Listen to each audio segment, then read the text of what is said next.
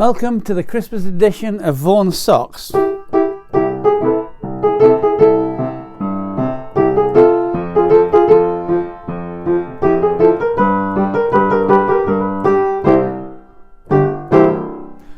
We're going back 54 years to 1966 when I was hauled up every year to play for the residents in an old people's home in Newark in Nottinghamshire, which is about 120 odd miles north of London, and it's where I was brought up. And the reason I did that was because my mother was the matron of this home. It was run by the British Red Cross, and her sister Irene was the assistant matron, and they really made this a home from home. In fact, I've got a painting here by an artist called Robert Kiddy, who is actually one of the residents in the home, and I'll show it to you and to give you some idea of what it was like. Here we are. This is the sun lounge. You can see them all sitting there, and my mother is standing in the doorway right there. And it was, as I said, it was a very happy place, and she made it a real home from home because she gave them independence, a great deal of independence, and she also got them to help her, which I thought was rather clever, to run the home by, making tea in the morning and taking people their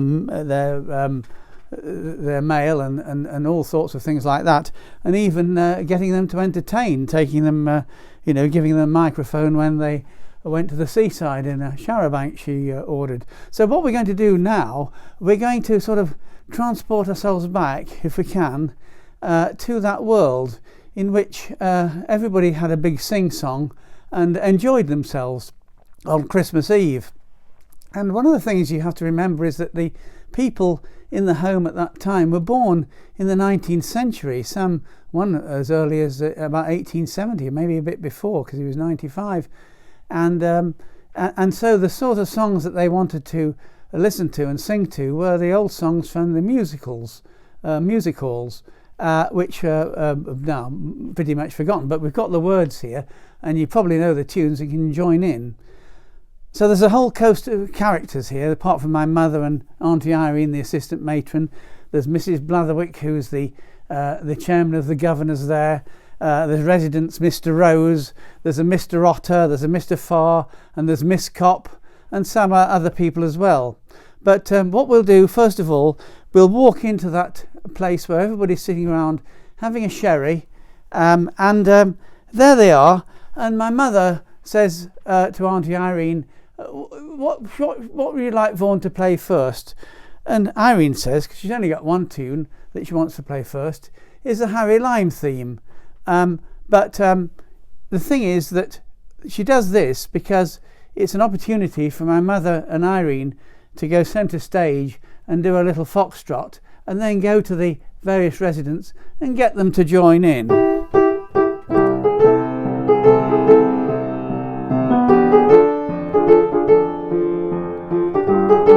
Come on, Mr. Farr, you can do this.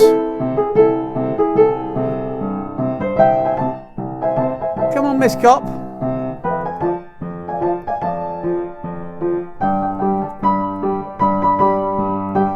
Come on, Fernal Foster, you can do this. Come on, let's do it slowly like this.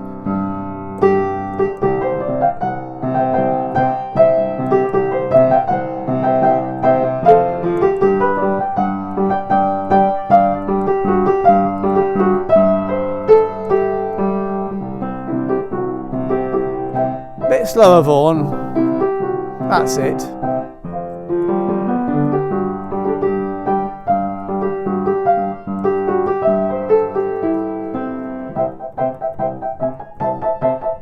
That's lovely. That's lovely, Vaughan. Keep on. Come on, Mr. Farr. You can do it. That's lovely.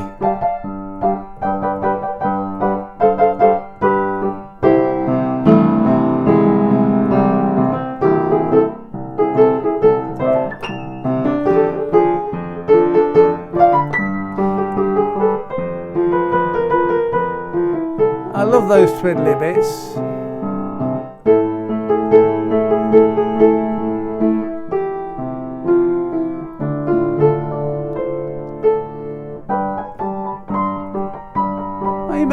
that's a bit, Miss Cop. Come and sit down then. Have a sherry. And everybody would sit down after that little, jiggling about a bit. And then we'd say, well, let's have, my mother would say, because she wanted things to be Hi Jolly Cock Robin, she called it. We don't want any hymns and things like that. We don't want to listen to carols. We've had all that. We want some Hi Jolly Cock Robin. Something a bit of a laugh. And let's see. Let's have a look at the first one. What have we got there? Well, here we go. You'll like this one. All join in. Come on. There was I, waiting at the church, waiting at the church, waiting at the church, when I found he left me in the lurch. Lord, how it did upset me. All at once he sent me round a note. Here's the very note, this is what he wrote. Can't get away, can marry you today. My wife won't let me. Come on, all join in again. Come on, everybody. Come on, Mr. Farr. There was I, waiting at the church, waiting at the church, waiting at the church, when I found he'd left me in the lurch. Lord, how it did upset me. All at once he sent me round a note. Here's a very note, this is what we wrote. Can't get away to marry you today. My wife won't let me. Oh, that was nice. Miss Cop tries to get up. She used to work in the British Museum Library, now the British Library. Very old woman at this time even. She is probably 85, very educated. And she would say, can we sing Abide With Me? My mother didn't like this very much, but she went along with it. Come on, Miss Cop, let's have a go at it, shall we? Abide with me. Abide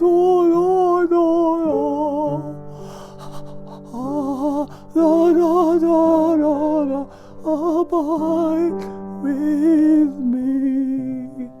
Go on, Vaughan, play it softly for her. Go on. Another one. Come on, Mr. Cop, you do it again. Abide with me. You're doing well. Abide with me. Everybody thought, very good indeed. Oh, do you have any Brahms? Oh no, I don't think. Well, have some Brahms later. Let's have a bit of Hi Jolly Cock Robin now. My mother, of course, used to be a showgirl. She met my father when she was 15, and she was in a West End musical called Bonjour Paris, which everybody's forgotten about now, of course. And but she wants to do this to get things going a bit, get the show on the road. So she comes up to me at the piano and says, "Can you get going on Bonjour Paris?" And I'll sing a bit of it to start with, and then I'll get Reen to join in, and we'll dance around and we'll get the others doing it.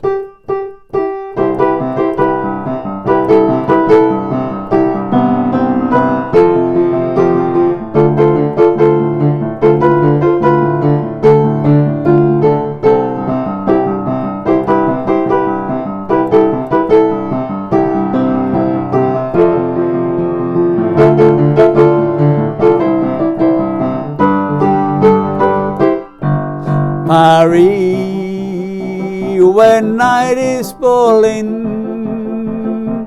Paris, I hear you calling. Paris, famous old land and sea. Paris, my gay Paris.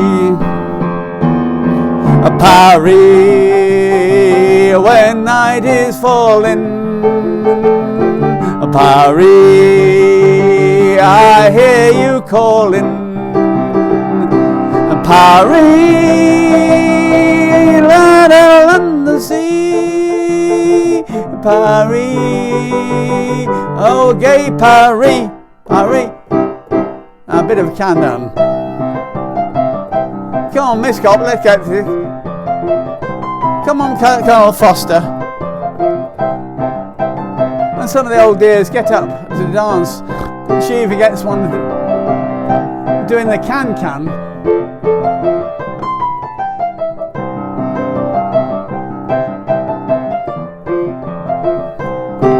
Parry, the night is falling.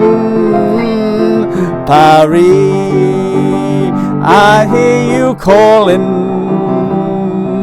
Parry, you'll get a London sea. Parry, my gay Parry, Parry, Parry, hey! And some of them, as I say, have done a bit of a can-can and everything like that with the sticks. And it's been great fun, especially after that second glass of sherry. And then she says, are there any requests anywhere? And Colonel Foster stands up and says, what about Henry VIII I Am? She says, I like that one. Let's do it. There we go. Henry VIII I Am. How about that? I'm Henry VIII I am, Henry VIII I am, I am. I got married to the widow next door. She's been married 7 times before, and everyone was an Henry. She won't have a Willie or a Sam. I'm an 8th old man named Henry. Henry VIII I am. Come on everybody, let's join in. Here we go. I'm Henry VIII I am, Henry VIII I am, I am. I got married to the widow next door. She's been married 7 times before, and everyone was an Henry. She wouldn't have a Willie or a Sam. I'm an 8th old man named Henry. Henry VIII I am.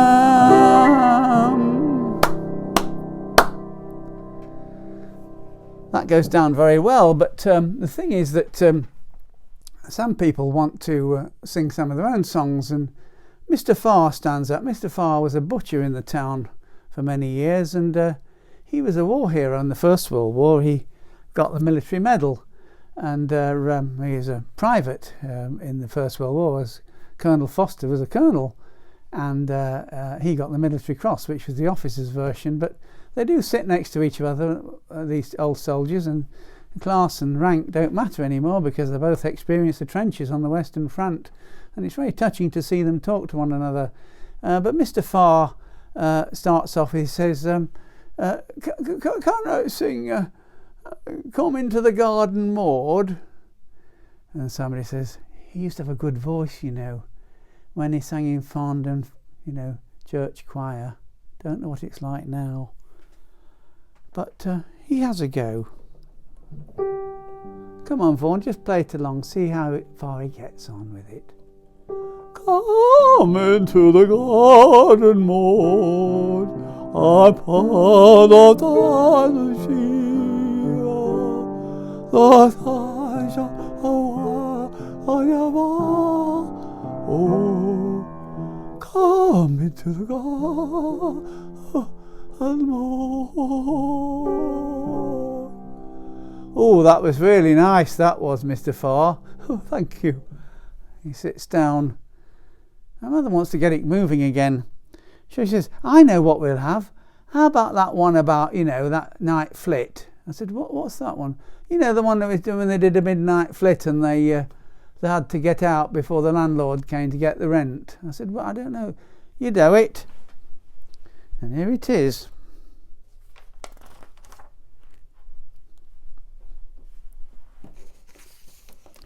Are we ready for this one? Don't dilly-dally on the way. Getting away from the landlord in the midnight. My old man said, follow the van and don't dilly-dally on the way. Off went the van with me home packed in it. I walked behind with me old cockle in it. But I dillied and dallied, dallied and dillied, lost my way and don't know where to roam. I stopped off to have one at the old Red Tavern, and I can't find my way home. All together now. Follow the van and don't dilly-dally on the way. Off went the van with the old man in it. I walked behind with me old cockle in it. But I dillied and dallied, dallied and dillied, lost my way and don't know where to roam. Stopped off to have one at the old Red Tavern, and I can't find my way home.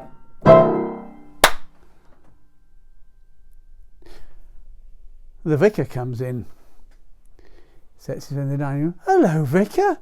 Oh, you know, he's an important person. Hello, Mrs. Grills. I've got a book of carols here for you. I'm sorry I'm a bit late. I thought you, might want to sing some carols. He'd be standing in the hall listening to this don't dilly-dally on the way and so on. My mother says, oh, that's nice, isn't it? But Major Organ of the Salvation Army, they were here at 4 o'clock, in the hall. They did all the carols. They took the roof off, didn't they, Reen? Trumpet playing. Oh, it was loud. Well, it's nice, though. Anyway, so we've had some carols, but, it's nice to... My mother thinks quickly. She always thinks this. She says, well, Mr. Elliot, you were in the Navy, weren't you in the Navy? Oh, yes, I was. I got up to Lieutenant Commander, actually, but I left. I was in Cyprus and the Far East. I thought you were. You were in the war, weren't you? Yes, I was, and I took holy orders afterwards. Yes. I tell you what we can do for you. Why don't we sing Ship Ahoy? That's what... Oh... Yes, that would be very nice. Why don't we do that? That's a nice one. Yes, I remember this. All the nice girls love a sailor. All the nice girls love a tar. Though there's something about a sailor, well, you know what sailors are. Bright and breezy, free and easy, he's a lady's pride and joy. Falls in love with Kate and Jane, then he's off to sea again. Ship ahoy, ship ahoy. All together now. All the nice to love a sailor, all the nice girls love a tar. For there's something about a sailor that you know what sailors are. Bright and breezy, free and easy, he's the lady's pride and joy. Falls in love with Kate and Jane, then he's off to sea again. Ship ahoy, ship ahoy. Well, that was very nice, Mrs. Grills, very nice indeed. I like that very much so. My mother looks round for somebody else to volunteer a song. And she goes over to a man. She likes all the residents, but this one she doesn't like very much. He's a bit challenging in a way. It's Mr. Atter. He's a wealthy former butcher. He's also a butcher, but he's obsessed with money. He's made a lot of money, and he presses Auntie Irene, the assistant matron, all the time to marry him, basing on the fact that he's so rich. But he fell out with the mother because he once said to her that he said, oh, through the war when there's rationing, because as a butcher we had lovely cuts of meat, oh, we did look after ourselves. Mother said, well, I don't think I'd say that to many people. I don't think many people would like it. Anyway, she forgets all that and she walks up over. Now, Mr. Atter, what would you like to sing? And of course, given his interest in pecuniary matters, he chooses this.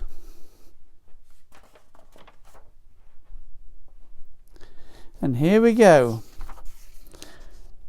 to Paris and the Bois de Boulogne. As I walked along the Bois de Boulogne with an independent air, you could hear the girls declare, he must be a millionaire.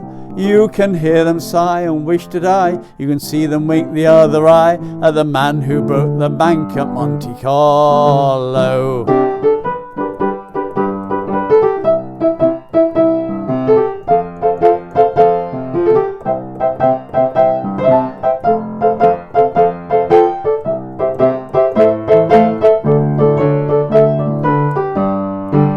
All together now. As I walked along the Bois de Boulogne with an independent air, you can hear the girls declare, he must be a millionaire. You can hear them sigh and wish to die, and see them wink the other eye at the man who broke the bank at Monte Carlo. Oh yes, we like that. But then the mood changed a little bit, because Mrs. Blatherwick, the chairman of governors, comes in. In fact, I've got a photograph of her here, taken many years ago, and it's here it is. Let me try and show you it. There's Mrs. Blatherwick, just on the left here. There she is. She's rather a stern lady, well-meaning. There's my mother. That's some opening of something, Mrs. Blatherwick. And, you know, she's one of these lady bountiful types who's a stalwart of the town, does many things, and is really very grand. In fact, my mother wants to give a little talk about her. She said, you know, I remember having to go over to Nottingham with her and choose some furniture for Millbank, for the old people's home. And Mrs. Blatherwick walked into this shop and she said, I'm Mrs. Blatherwick. Have you heard of me? And of course the shop assistant says, no, I haven't. Oh, well, we did ring ahead. So you haven't heard of me? No, I'll get somebody. She had that sort of grand manner. Mother said you should never go into a shop and say, have you heard of me? But she had that sort of manner. And she was used to giving speeches. And now she gave a rather long speech. And one of the people there who I like very much, who was a chap who was the oldest person in the home, is 95, Mr. Edwin Rose. He was sitting right next to the piano. He always liked to sit next to the piano and sort of whisper things to me. He's scurrilous as well. He'd never been married, not in that sense, but he'd had plenty of girlfriends and things, and he'd retired at 45, and he worked for the Prudential, and he'd managed to live on a huge pension he'd organised for himself from 45 to 95. In fact, he lived almost to 100.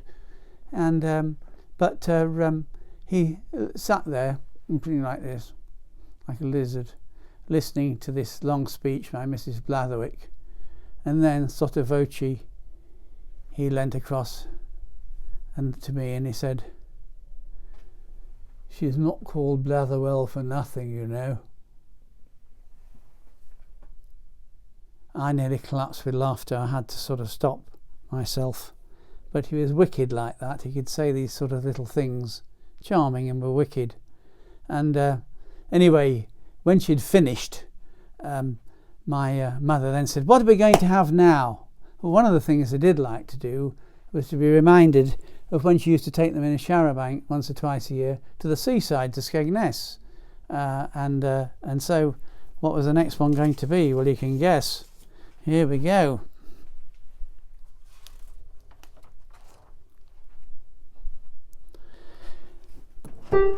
Come on then.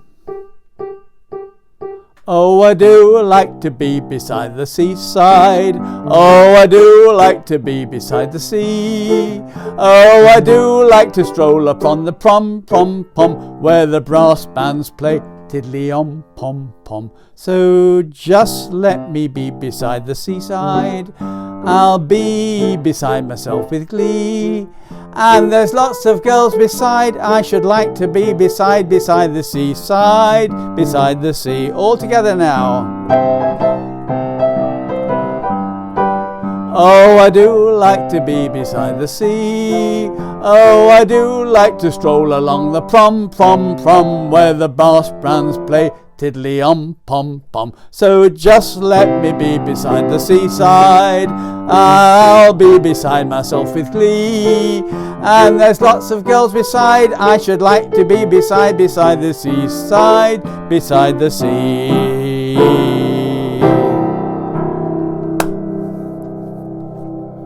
Mrs. Blatherwick looks up and she's absolutely lovely. And I just think that Mrs. Grills, if we could, maybe round off with a carol before we adjourn to the Sun Lounge for drinks and mince pies. And I thought, oh yes, of course, yes, we'll do that. And I say, well, what carol shall we sing? So Mr. Rose leans across and he says, what about God Rest Ye Merry Gentlemen? And he stands up and he holds onto the piano and he has a go at singing.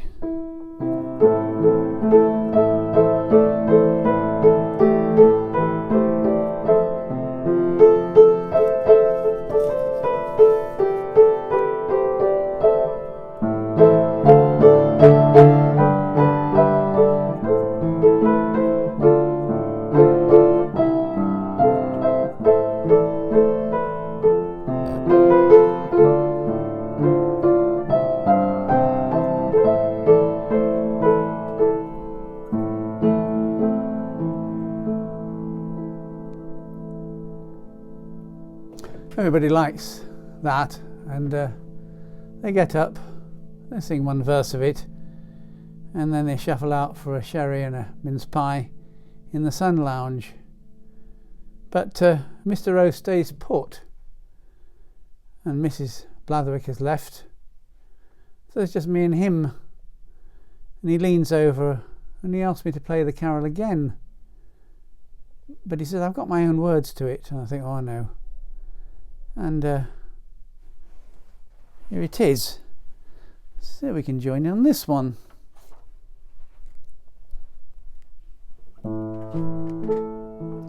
It was Christmas Day in the Cork House, the happiest day of the year. Men's hearts were full of gladness, their bellies full of beer.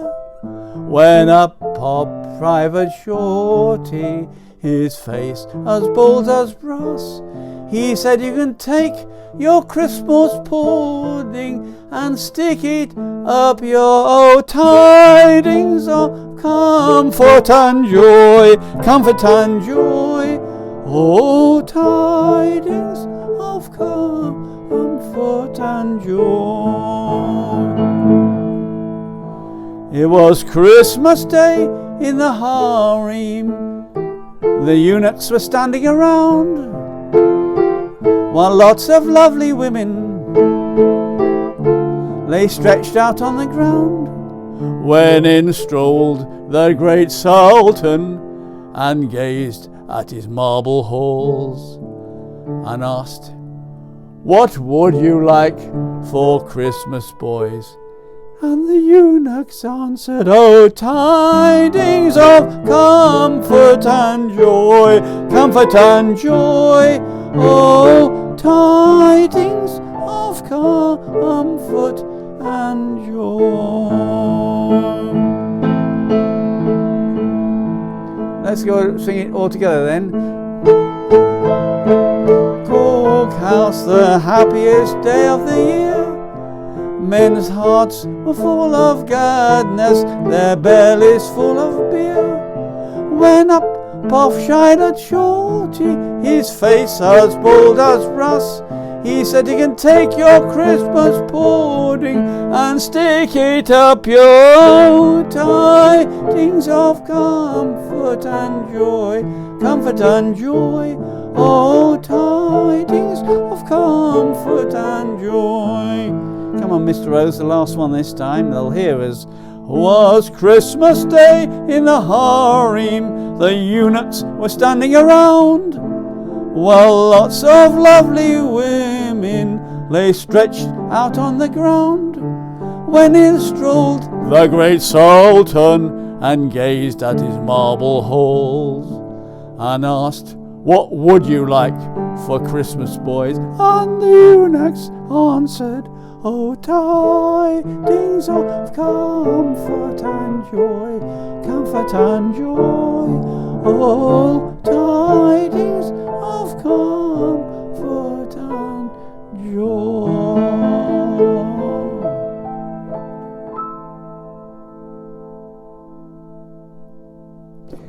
One of the things about my mother is she encouraged a personal spirit and independence with people, and I came across this little thing that was written by one of the residents, a woman, and I hadn't read it before, a couple of days ago, and I didn't know whether to read it all out, but I will actually, and it won't take too long. And she said this, she said, "On the busy road leading from the Fossway to the Great North Road is situated a large Georgian home for the aged, which is organised by the British Red Cross, although the stream of non-stop traffic drones by its doors and windows, but peace and tranquillity dwells within. On entering this ancient building, one feels the glow of comfort and contentment radiating from its walls. One sees the residents reclining in their chairs, with their thoughts perhaps wandering back over the years, filled with joys and sorrows, or contemplating the life to come in higher spheres, who knows? Whatever these thoughts, the kindness and comfort that is given by those responsible for their welfare, especially Mrs. Grills, is sufficient to strengthen and hold them in this, the twilight of their years. The clatter of the early morning cup of tea is surely a much appreciated sound to welcome the day. Creaking bones and aching limbs are soothed by its arisal. The exchange of morning greetings reveals the true fellowship of a happy family. One hears the voices of fathers, mothers, grandpas and grandmas, and not least the chirpy greeting of Jackie the Budgie, who has been a resident at Millbank for many years. So let us leave this little family and wander over to where the aroma of bacon and eggs is entices the nostrils. This is the domain of the cook, who has been baking the old-fashioned fruit cakes and Irish stews for the past 18 years. What a record, what a witness to the good name of the home as she sings and bakes away. Ah yes, the postman gives the show away. Hurrah, hurrah, Granny's birthday day today. She could have spent it all alone, without a soul to know. But no, a bottle of wine and birthday cake, with a song or two, for old time's sake, contributes to the special atmosphere that makes it seem as if this is indeed home. There is no excuse for unkempt and lagging hair, for one of the leading hairstylists in Newark is ever ready to bring out the highlights, bringing beauty and glamour to all who desire to keep their youth in spite of aging years. Fallen arches, corns and warts, likewise those feet that need attention, are given help through the old age pension.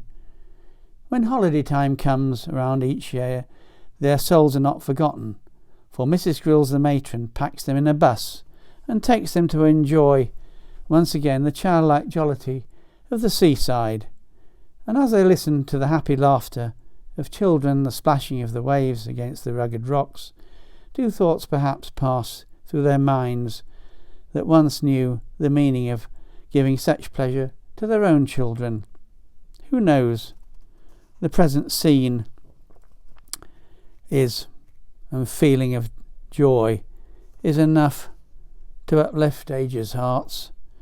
And so the days come and go, bringing with them all that goes to make a life of happiness, sorrow, peace and pain. Yet it is that warmth and loving care of Mrs. Grills and her staff. The fire still glows, the face can smile, and we can say that life's worthwhile. So thank you, Matron Muriel Grills, for all you do to make us happy, we, the blessed few.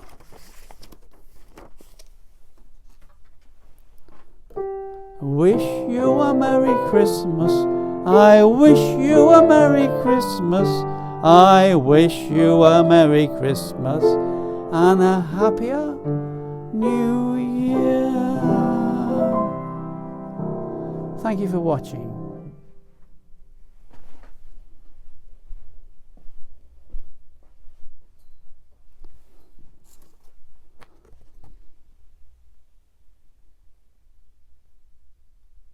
And there's my mother.